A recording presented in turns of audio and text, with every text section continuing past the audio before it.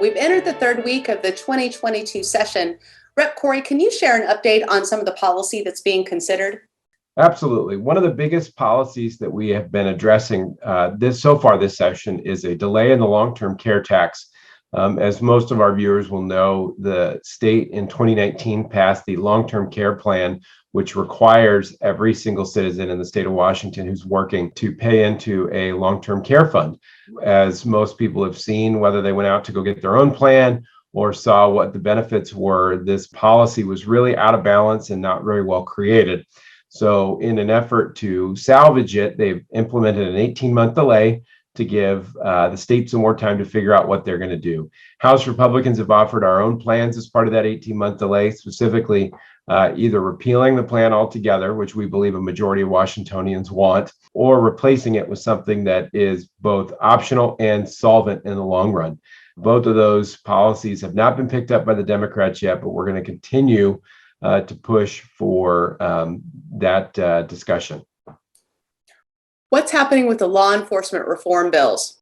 So this is another area that a lot of work is being done this session, and most of it, once again, is to try to clean up a mess from a prior year. In 2021, the House Democrats passed a variety of police reform bills that were intended to provide additional transparency and safety in policing in our state. Unfortunately, what we found is that a lot of these bills have ended up hampering law enforcement and putting them in positions where we are less safe today than we were prior.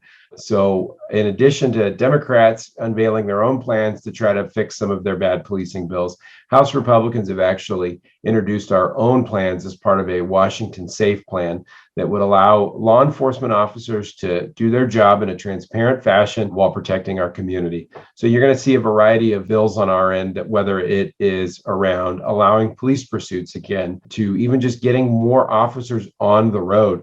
Our goal is safety for communities hit hardest by these bad policing bills, and we're going to be doing everything in our power to ensure that our first responders have the tools they need to do their job safely so they can make it home back to their families at night.